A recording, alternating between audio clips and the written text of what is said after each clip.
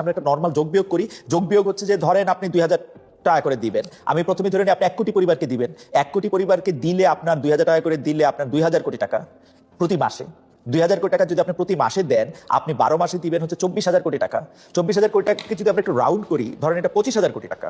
এই 25,000 কোটি টাকার যে বাজেট, সেই বাজেটের সংস্থান করতে হবে সেটাও আপনি ভেবে রাখছেন নিশ্চয়ই। আপনার সোশ্যাল সেফটি নেটের মধ্যে থেকে সেটা ঠিক আছে। আর আমি তো এখানে 1 কোটি লোকের হিসাব করলাম, এটা যদি 2 কোটি হয় তাহলে আপনাকে দিতে হবে, বাজেটের সংস্থান রাখতে হবে 50,000 কোটি টাকা। কোথা থেকে আপনি কমাবেন বা কোন জায়গায় আপনি এটা বাড়াবেন সেটা বিষয়। যেই রাষ্ট্রপতিকে প্রথম দিন চেঞ্জ করা হলো এবং বলা হলো তিনি বাংলাদেশকে ওন করেন না, বাংলাদেশকে আজকের যে রাষ্ট্রপতি, আমি একদম দায়িত্ব নিয়ে বলতেছি, কেউ কোনো মামলা করলে করতে পারে, এই রাষ্ট্রপতি কখনোই চাইবে না একটা সুস্থ সুন্দর একটা ইলেকশন এদেশে হোক, কারণ তার রক্তের মধ্যে হচ্ছে সে পেতাত্তাদের রক্ত। আওয়ামী লীগের পেতাত্তাকে তিনি অন করেন। তার বিরুদ্ধে দুর্নীতির অভিযোগ থেকে এমন কোন অভিযোগ নাই যেটা নাই। তিনি দুর্নীতি কমিশনে যখন ছিলেন তখন দুর্নীতি কমিশনকে দুর্নীতির আখড়া বানিয়েছিলেন। সেই রাষ্ট্রপতির অফিস থেকে এখন পর্যন্ত কোনো বিবৃতি আসলো না তার ওখান থেকে একটা পাসওয়ার্ড কিভাবে হ্যাক হলো। এই রাষ্ট্রপতিকে যখন সরানোর কথা প্রথম দিন বলা হলো তখন সংবিধানের দোহাই দিয়ে এই জাতির সর্বনাশ করলো কারা? টিকিট বিক্রি করার এই কথা বলার কারণে জামাত ইসলামের কাউকে নির্বাচনী প্রচারণায় বাধা দেওয়া হবে, কোনো নারীর পেটে লাথি মারা এটা জায়েজ হবে। তাহলে চলেন আমরা বিএনপির পক্ষ থেকে কতজন এই পর্যন্ত জান্নাতের টিকিট বিক্রি করেছে সেটাও একটু শুনি। দোজখের মালিক আল্লাহ, বেহেশতের মালিক আল্লাহ, এই পৃথিবীর মালিক আল্লাহ, কাবার মালিক আল্লাহ। আরে ভাই, যেটার মালিক আল্লাহ সেটা কি অন্য কেউ দেওয়ার ক্ষমতা রাখে? রাখে না। তাহলে কি দাঁড়ালো? তাহলে সমাজকে শান্ত রাখার জন্য জিয়া রহমান কি করেছেন? দেশ মাতা খালেদা জিয়া কি করেছেন? তোমরা নয়, বরং শহীদ জিয়ার গল্প বলেই ব্যস্ত যেতে পারবে। আমরা ধানের শীষে ভোট দিলে আমরা জান্নাত পাবো, এটা আমরা বলতে পারি। বেগম খালেদা জান্নাত উচ্চারণ করবে, মুখটা পবিত্র হয়ে যাবে।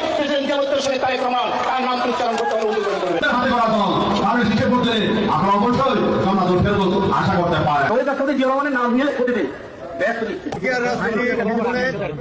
আমি মক্কা মনে করি সাধারণত এই বাড়িটাকে আমি যার পায়ের নিচে আপনার সেই পুরুষ মানুষগুলো এখানে বলতে আছে, তাদেরকে বলবো বাড়ি বাড়ি গিয়ে মা বোন জাতি খালাকে বলে দেবেন ভোট ধানের শীষে দিতে হবে। যদি ধানের শীষে ভোট না দেন, এই মহিলাদেরকে বলছি আপনারা জান্নাত পাবেন না। উমরা যেমন বলছেন সাইকুলিফার এক খলিফা, আমার নেতা শেখ প্রেসিডেন্ট জিয়া রহমান সাইকুলিফার মধ্যে একজন, আমার নেতা তারেক রহমান, হযরত আলী রাদিয়াল্লাহু, আমার নেতা মা ফাতেমা এবং খালেদা জিয়া। যারা পার্লামেন্টকে ভোট দিবে বরং এরা দুদকে যাওয়ার সম্ভাবনা বেশি।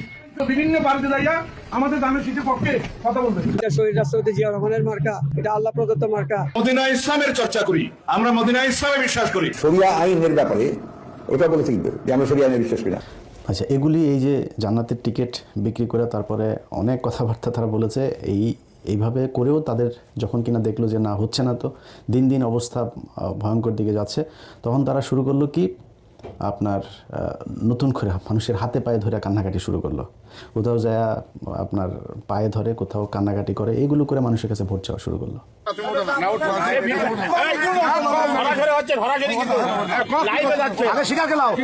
আমাদের সাথে ধানের শীষের পক্ষে আছে কিনা, আবু সিয়াদিনের মতো লোক ভারত করছে, ধানের শীষের পক্ষে আছে কিনা সেটা কও না। উঠো উঠালো আগে শুধু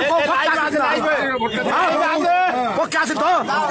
শুনেন, আদর্শগতভাবে দেখলাম যে বিএনপির চেয়েও বেটার আদর্শ বহন করে জামাত ইসলামী। আমি জামাত ইসলামকে জানতাম না, পড়তাম না। জামাত ইসলামের রাজনীতির কারণে তাদেরকে আমার বিএনপির প্রতিপক্ষ মনে করতাম। আমি মনে করতাম এরা আমার বিএনপির জন্য আগামী দিনে প্রতিপক্ষ হয়ে দাঁড়াবে, শত্রু হয়ে দাঁড়াবে। তাই কি আজকে দাঁড়িয়েছে না? যে কথাটা আমি 91 সালে বলছি, আজকে তাদের সঙ্গে বন্ধুত্ব করছেন, তাদেরকে তারা একদিন আপনার প্রতিপক্ষ হয়ে দাঁড়াবে, আমার প্রতিপক্ষ হয়েছে দাঁড়াবে। আমি 91 সালে আমার বিরুদ্ধে জামাত ইলেকশন করেছে, কাজে আমি দেখেছি জামাত আমাকে ছাড় দেয় নেই। কাজে আমি বলেছি আজকে তো বিএনপিকে লড়তে হচ্ছে জামাতের বিরুদ্ধে, তাহলে এই লড়াইটা তো এখন শুরু করলেন কেন? আচ্ছা, আমি দেখলাম আদর্শগতভাবে বিএনপির চেয়ে অনেক অনেক অনেক ভালো আদর্শ বহন করে জামাত ইসলাম। তারা ন্যায়ের পক্ষে, তারা ইনসাফের পক্ষে। সবচেয়ে বড় কথা হলো তারা দুর্নীতি এবং ধান্দাবাজ, দখলবাজ, তারপরে চাঁদাবাজের বিরোধী, এবং তারা সৎ এবং ন্যায় এবং ইনসাফের সমাজ প্রতিষ্ঠা করতে চায় এবং আল্লাহর আস্থা অর্জন করে আল্লাহকে খুশি রেখে রাজনীতি করতে চায়। সেটা আমার কাছে মনে হয়েছে অনেক বেশি আদর্শগতভাবে অনেক বেশি উত্তম আমার সাবেক দলের যে প্রতিশ্রুতি দেওয়া, সবাই প্রতিশ্রুতি দেয়। আপনি এখানে এসে জানলাম যে 20,000 কিলোমিটার খাল খনন করবে আর 50 কোটি বৃক্ষরোপণ করবে। আপনি লিখে রাখেন, you just note it down, দেখে আদৌ বাস্তবসম্মত কিনা। আমি ইতিমধ্যে ক্যালকুলেট করলাম, 20,000 কিলোমিটার খাল খনন মানে যদি 5 বছর মেয়াদ পান, নাকি 5 কোটি, আপনি ভালো করে দেখেন 50 কোটি। আপনি টিভি স্ক্রলে দেখছেন, আপনি এখানে লেখা আছে কি কয় কোটি। এখন আসেন শেষ করি আপনাকে। যদি 20,000 কিলোমিটার খাল খনন আপনি করতে চান 5 বছরে, দৈনিক গড়ে 11 কিলোমিটার খাল খনন করতে হবে। আপনি লিখে রাখেন, নোট ইট ডাউন, আমি আপনাকে নোট করে রাখতে বললাম। 50 কোটি বৃক্ষরোপণ যদি আপনি করতে চান, প্রতিদিন 2,73,000 গাছ রোপণ করতে হবে। লিখে রাখেন, দেশটাই তো থাকবে না। 20,000 কিলোমিটার খাল খনন করলে সব নদী। আর 50 কোটি বৃক্ষরোপণ কইরে দেখেন তো দেশে ল্যান্ড থাকে কিনা। একটা কথার কথা বললাম। সুতরাং আপনি মানে সব কিছু ভায়াবল, বাস্তবসম্মত, গ্রহণযোগ্য হতে হবে। আমরা হতাশ হচ্ছি প্রতিদিন। এখন যদি বলেন আপনি হতাশ হলে কি আসা যায়, কিচ্ছু আসা যায় না। But I am telling you the reality. আপনি ডেলি 11 কিলোমিটার খাল খনন করবেন, এটা বাস্তবসম্মত 5 বছরে? লেখেন, নোট করেন। আসসালামু আলাইকুম দর্শক, বাংলাদেশের সাম্প্রতিক যে সকল ভাইরাল এবং ট্রেন্ডিং নিউজ সচরাচর আপনারা সোশ্যাল মিডিয়াতে দেখে থাকেন, সেই সকল ভাইরাল এবং ট্রেন্ডিং নিউজের বিশ্লেষণ ভিত্তিক আলোচনা নিয়ে আমি হাজির হয়েছি। বরাবরের মতোই আপনারা এই ভিডিওটি না টেনে দেখতে থাকুন, আশা করি অনেক কিছু জানতে এবং বুঝতে পারবেন।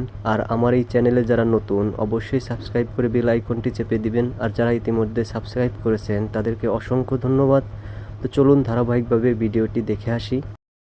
বিএনপির রাজনীতির একটি অধ্যায়ের পরিসমাপ্তি হতে যাচ্ছে এই 12 ফেব্রুয়ারি নির্বাচনের মধ্য দিয়ে।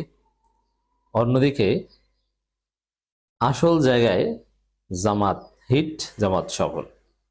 দর্শক, হাসিনা পালানো পরবর্তী নতুন বাংলাদেশ অনিবার্যভাবে তারুণ্য ভিত্তিক বাংলাদেশ। এখানে তারুণ্যের জয় জয়কার। এই বাংলাদেশের অন্যতম চালিকা শক্তি জেনজি, তরুণ প্রজন্ম যেদিকে আছে তারা জিতবে। এই জায়গায়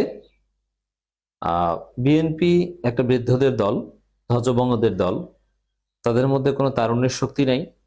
সেই পুরনো বন্দোবস্তের মধ্যে তারা ঘুরপাক খাচ্ছে, যার ফলে যেটা ঘটবে। শারজি সালাম একটা কথা বলেছেন, এটি বিশ্লেষণ করছি আলোচনায়। এবার হেভিওয়েট নেতাদের ভূমিধস পতন দেখতে পারবেন।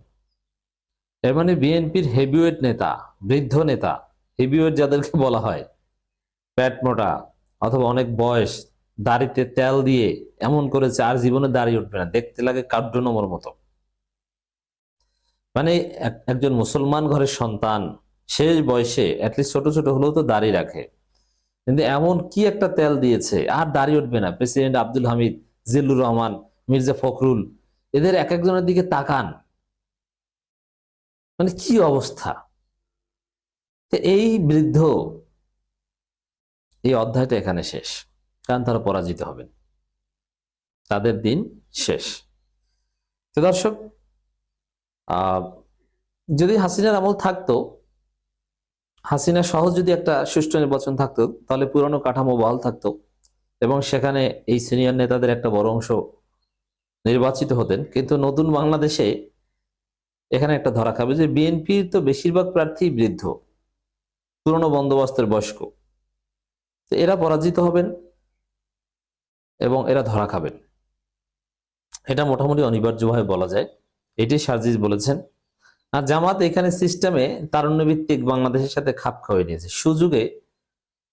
এটা একটা বিরল ঘটনা। জামাত যে ধরনের তরুণ জামাত জোটে দেখেন, একটু হলফনামা পর্যালোচনা তো আমরা করেছি, একদম 30-এর নিচের বয়সী প্রার্থীদের অভাব নাই জামাত জোটে। এই যে শারজিস, হাসনাত, আরিফ, পাটোয়ারি বা যারা আছে এনসিপির, এরা তো সবাই ইয়াং, 30-35 বছরের নিচে, 32 বছরের নিচে। জামাত প্রার্থীদের মধ্যে সবচেয়ে কম বয়স আমির হামজার, আর অনেকে নূর মোহাম্মদ, আবু তাহের, এরা তো একদম ইয়াং। শিশির মনিরের যে বয়স বেশি তা না, ওই বয়সে অভাব নাই। মোস্তফা ফয়সাল, পারভেজ, এরা তো ইয়াং। তো দর্শক, আমরা আমাদের বিশ্ববিদ্যালয়ে বড় ভাই ছিল এরা। তো সেখানে জামাত এমনিতেই নিজেরাই তারুণ্য ভিত্তিক দল, আর তরুণদের সাথে নিয়ে নমিনেশন দিয়ে জোটের সঙ্গী বানিয়ে জামাত এই বিরল যুগে প্রবেশ করেছে, যে তারুণ্য ভিত্তিক নতুন যুগে অলরেডি খাপ খাওয়িয়ে নিতে পেরেছে। জামাত এই পরীক্ষা উত্তীর্ণ, জামাত এখানে টিকে গেছে। আর বিএনপি এই জায়গায় আচ্ছা মতো ধরা খেয়েছে, যার ফলে বিএনপি সেই পুরনো বৃদ্ধ আব্দুল আউয়াল মিন্টু, যারা ব্লাড সিটিজেন বলে আমার দেশের নাগরিকদের গালি দেয়, আবার তসবি টিপের হাটে, মির্জা ফখরুল, মির্জা আব্বাসের ঘুম হয় না।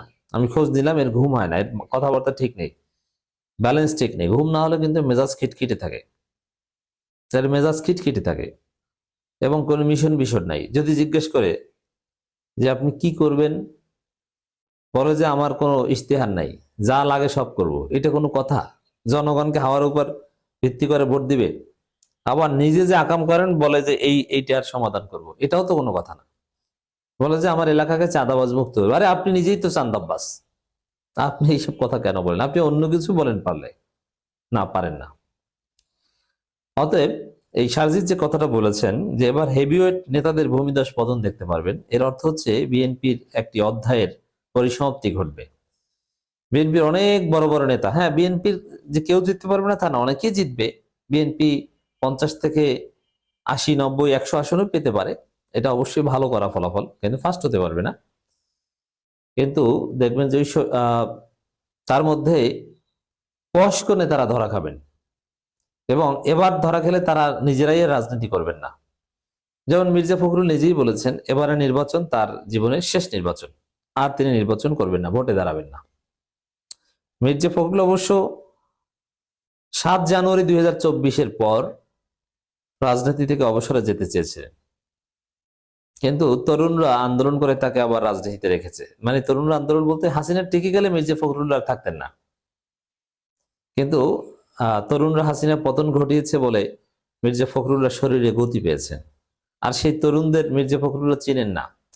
দেখেন এই যে সারজিৎ যে কথাটা বলেছে যে এবার হেভিওয়েট নেতাদের ভূমিদশ পতন দেখবেন, কেন? এটা তো আপনি সহজেই বোঝেন, এটা বুঝতে আপনাকে পলিটিক্যাল অ্যানালিস্ট হওয়ার দরকার নেই। এই যে মির্জা ফখরুল, তিনি ইনকিলাব মঞ্চ কি জানেন না, শরীফ ওসমান হাদিকে চিনেন না, তাহলে বুঝেন যে এরা কোন জগতে আছে।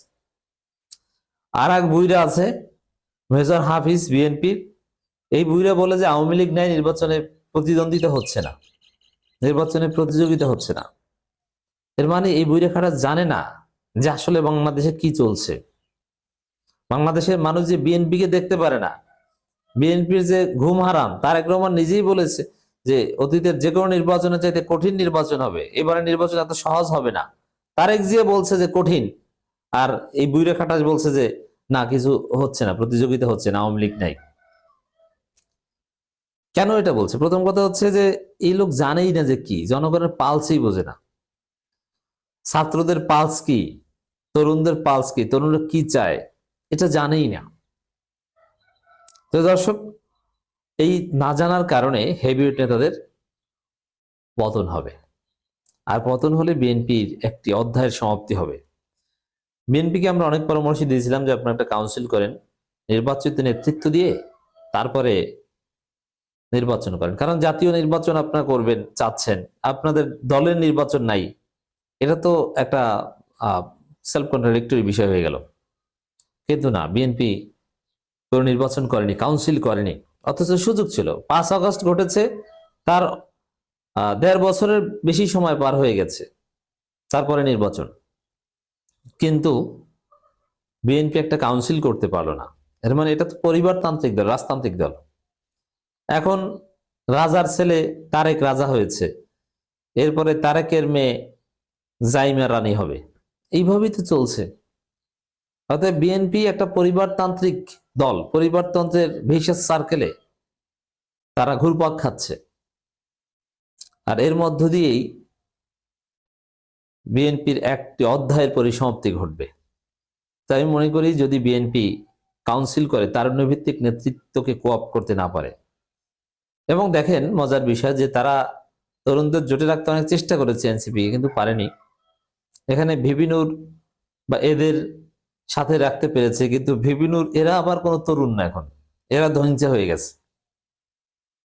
তাহলে সব দিক থেকে বিএনপির জন্য বিপদ। বিএনপি মানে হতাশা, বিএনপি মানে ব্যর্থতা। দর্শক, এই তরুণদের কাছে বৃদ্ধ নেতারা পরাজিত হওয়ার মধ্য দিয়ে বিএনপির একটি অধ্যায়ের পরিসমাপ্তি হতে যাচ্ছে খুব শীঘ্রই 12 ফেব্রুয়ারিতে।